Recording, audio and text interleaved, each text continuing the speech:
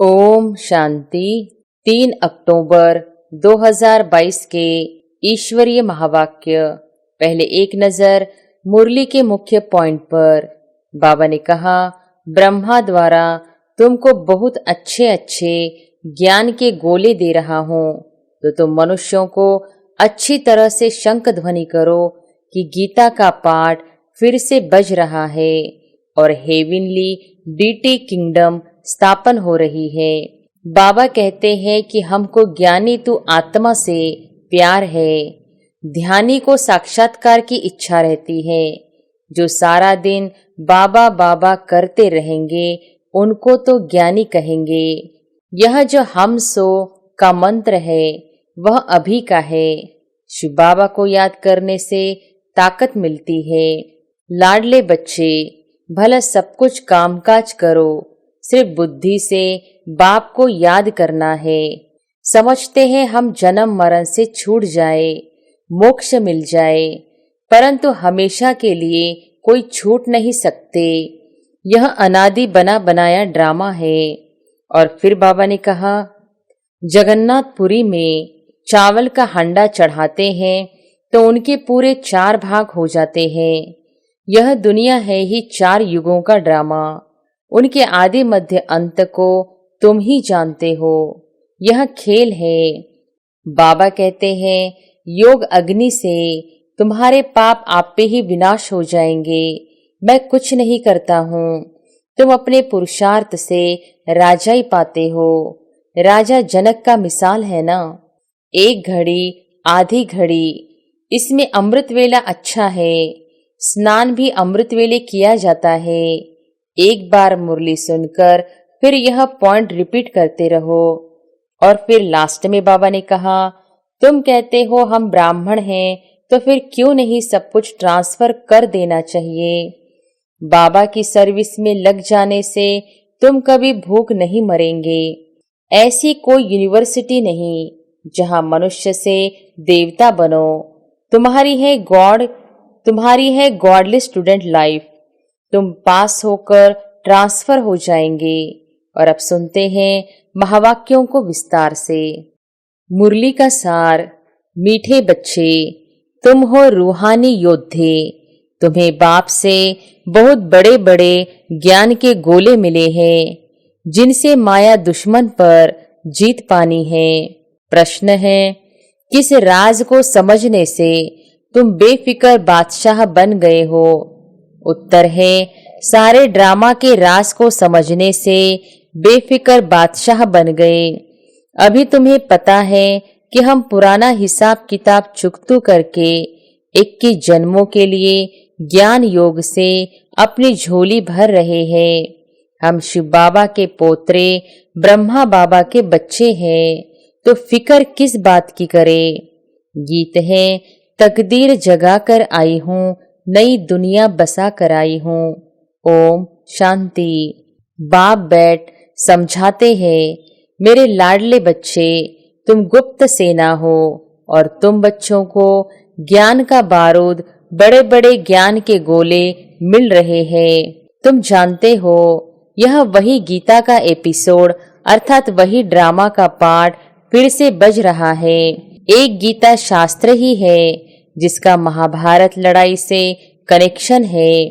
तुम बच्चे गुप्त सेना हो। जैसे वो लोग प्रैक्टिस कर रहे हैं गोले रिफाइन हो जाए, वैसे शिव बाबा भी कहते हैं, ब्रह्मा द्वारा तुमको बहुत अच्छे अच्छे ज्ञान के गोले दे रहा हूँ, तो तुम मनुष्यों को अच्छी तरह से शंख ध्वनि करो कि गीता का पाठ फिर से बज रहा है और हेवनली डीटी किंगडम स्थापन हो रही है।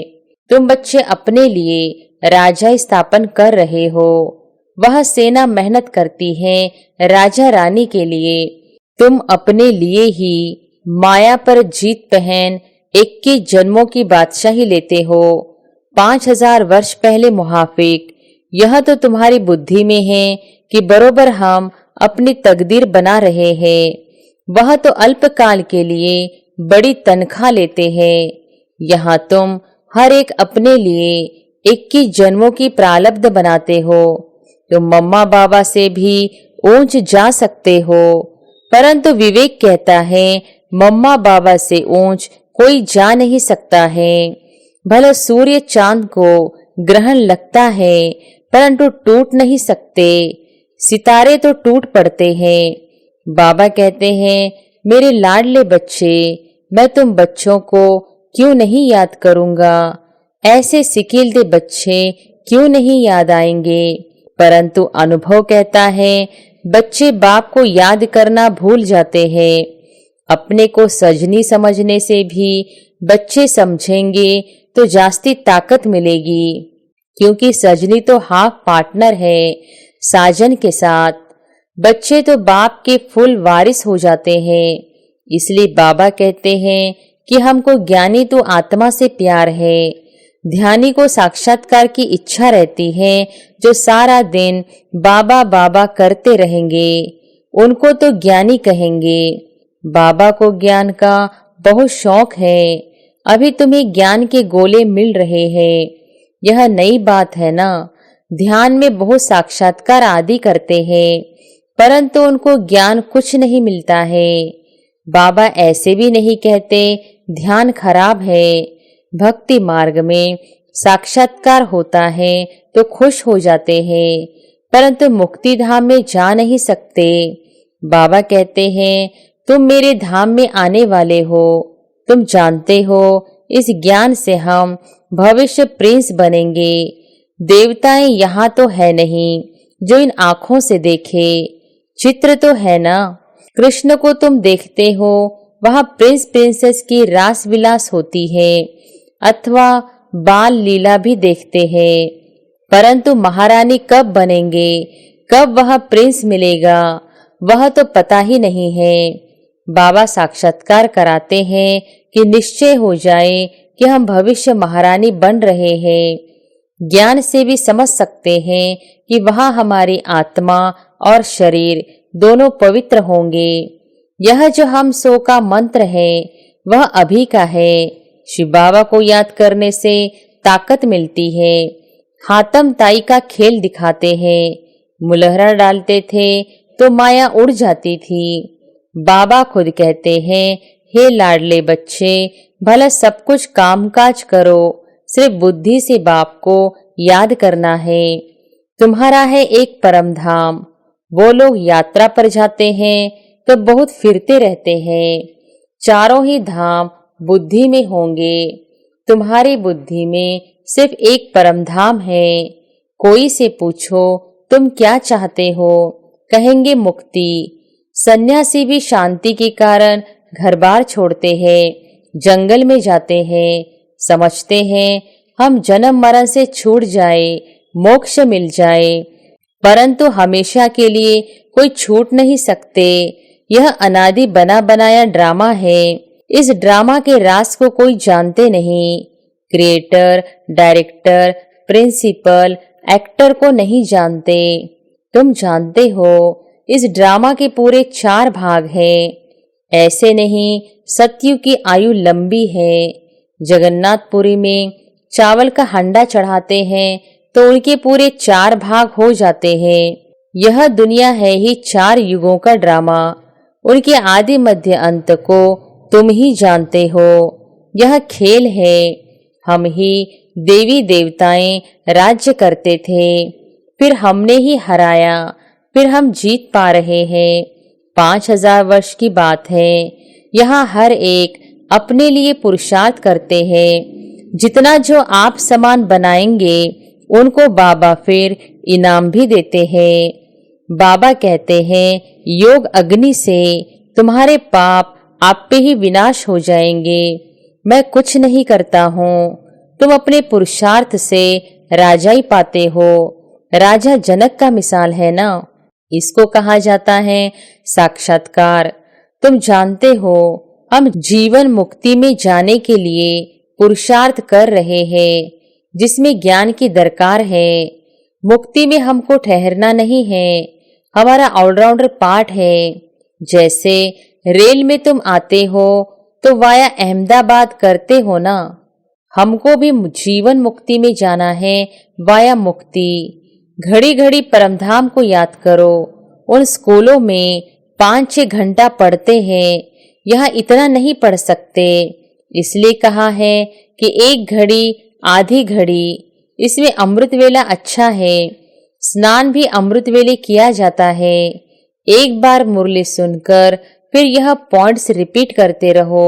टेप में मुरली भरी जाती है। भला तुम 15 दिन के बाद सुनेंगे तो भी सुनने से रिफ्रेश हो जाएंगे। कोई पॉइंट्स ध्यान में नहीं होगी तो झट ख्याल में आ जाएगा। मुरली के नोट्स अपने पास रखने अच्छे हैं। यह बारूद है ना। बहुत बच्चे तो नोट्स रखते हैं।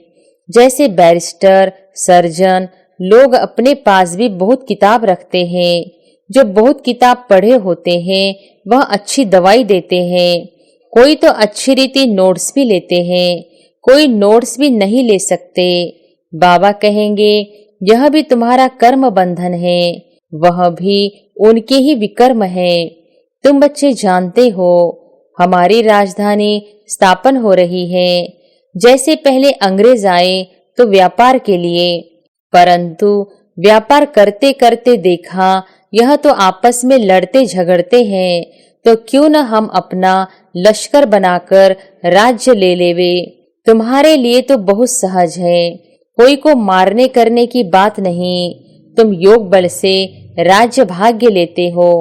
सतयुग में लक्ष्मी नारायण को राजाई कहाँ से मिली। कलयुग की रात पूरी हो फिर सतयुग दिन होना है। दिन में राजाई, रात में धम चक्र। बाबा आते हैं तो हम धन के बन जाते हैं। कलयुग के बाद है सतयुग। अनेक धर्मों के बाद है एक धर्म। जिन्होंने कल्प पहले राजाई ली है वही अब ले रहे हैं। उनको कहा जाता है हेविनली डीटी किंगडम। अभी तो है हेल और निर्वाण धाम है ब्रह्मांड, जहां तुम अंडे मिसल रहते हो। तुम्हारी बुद्धि में सारे ब्रह्मांड और सृष्टि की नॉलेज है। कितनी सहज बात है। मुख्य है गीता की बात। गीता में भगवान का नाम बदल दिया है। यह है ज्ञान के गोले। एक बात को युक्ति से समझाओ।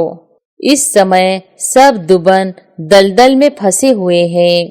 बाबा आकर दुबन से निकालने के लिए साधना कराते हैं। माया ने पंख तोड़ दिए हैं, उड़ नहीं सकते हैं। अभी सबको पवित्र बनकर वापिस जाना है। तुम पुरुषार्थ कर रहे हो बाबा से फिर से राज्य भाग्य लेने। बाप समझाते हैं कि तुमको खुशी रहनी चाहिए। जो अच्छी तरह धारण कर आप समान बनाते रहेंगे उनको बहुत खुशी रहेगी। नंबर 1 जो पास होगा उनको जरूर खुशी होगी ना। गवर्नमेंट भी स्कॉलरशिप देती है। तुम्हारी भी माला बनी हुई है। 108 की भी माला होती है, 16,108 की भी होती है। एक बॉक्स बनाते हैं, उसमें डाल देते हैं। अब तुम समझ गए हो यह माला किसकी है।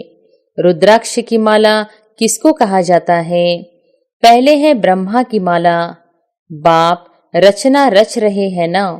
जो ब्रह्मा के दिल पर चढ़ते वही शिव बाबा के दिल पर चढ़ेंगे। यह है ब्रह्मा की माला।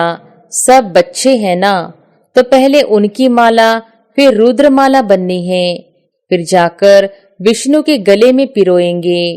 यह हेविनली किंगडम अब स्थापन हो रही है। यह मनुष्य सृष्टि ही स्वर्ग और नरक बनती है। स्वर्ग में गॉड और गॉडेज रहते हैं, उनको हेविन कहा जाता है। हेविन वाले ही फिर हेल में आते हैं, फिर हम हेल से हेविन में जाते हैं। माया पर जीत पाकर जगत जीत बनते हैं।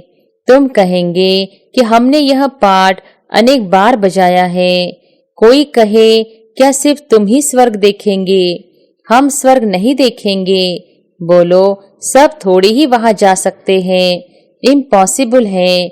हर एक अपना सतो रजो तमो में पाठ बजाते हैं। यह कोई को पता नहीं है। तुम जानते हो कि हमारी राजाई स्थापन हो रही है। हम स्वर्ग के मालिक बन रहे हैं। ड्रामा तुमको अवश्य ही पुरुषार्थ कराएगा। ड्रामा में इनसे मुरली चलवा रहे हैं। पुरुषार्थ बिगर तुम रह नहीं सकेंगे, बैठ नहीं जाएंगे। कल अब पहले जैसे मुरली चलाई है वही ड्रामा अनुसार चलेगी। कितनी गुह्य बातें हैं।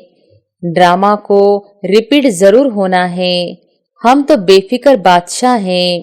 परमपिता परमात्मा शिव के पोतरे हैं, उनको क्या परवाह रखी है। यह है राजयोग। बाबा कहते हैं अब पुराना हिसाब किताब खलास करो, इनसे बुद्धि योग हटा दो। फिर जितना ज्ञान योग से जमा करेंगे उतना तुम्हारी झोली 21 जन्मों के लिए भरती जाएगी। इसमें डरने की तो कोई बात ही नहीं है। बाबा तो देने वाला है। कहते हैं जो कुछ तुम्हारा है सो कुर्बान कर दो। यहाँ कोई महल तो नहीं बनाने हैं। इन पैसों से क्या करना पड़ता है। सिर्फ 3 पैर पृथ्वी के लेकर सेंटर खोल देते हैं। यह जबरदस्त यूनिवर्सिटी अथवा हॉस्पिटल है। वह हॉस्पिटल तो अनेक होती हैं। यह तो एक ही हॉस्पिटल है। जो रिलीजियस माइंडेड होंगे वह तो कहेंगे कि क्यों नहीं हम ऐसा हॉस्पिटल खोले जो मनुष्य एवर हेल्दी बन जाए। बाबा हेल्थ वेल्थ देते हैं तो वह कहते हैं कि बाबा यह तुम्हारी चीज है, जिस भी काम में चाहो लगाओ। तो निश्चय कर पूरा फॉलो करना चाहिए ना। हर एक अपनी जाति को चढ़ाते हैं ना। तुम कहते हो हम ब्राह्मण हैं, तो फिर क्यों नहीं सब कुछ ट्रांसफर कर देना चाहिए। तो फिर क्यों नहीं सब कुछ ट्रांसफर कर देना चाहिए। बाबा 21 जन्म की बादशाही देते हैं। बाबा की सर्विस में लग जाने से तुम कभी भूख नहीं मरेंगे। हमारा खर्चा कुछ है थोड़ी ही। तुम सिर्फ पेट के लिए 2 रोटी खाते हो और क्या। मनुष्यों का तो खर्चा बहुत है। शादियों मुरादियों पर कितना खर्चा करते हैं। हमारा कुछ भी खर्चा नहीं है। तुम्हारी सगाई होती है शिव बाबा के साथ, खर्चा पाई का भी नहीं। सगाई कर हम बाबा के पास चले जाते हैं। यहाँ भी तुम बच्चों को सर्विस करनी है। तुमको अपना यादगार देख खुशी होगी। यह हमारे बाबा मम्मा का यादगार है और हम देवी देवताओं के भी यादगार हैं। मुख्य यादगार है ही 5-7। पहले पहले मुख्य है शिव बाबा का यादगार। उस एक के ही अनेक नाम हैं।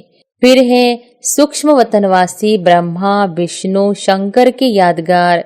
फिर मनुष्य सृष्टि में संगम युगी जगत अम्बा जगत पिता और तुम शक्तियां बच्चे और सतयुग में हैं लक्ष्मी नारायण। बस बाकी तो अनेक प्रकार के मंदिर बनाए हैं।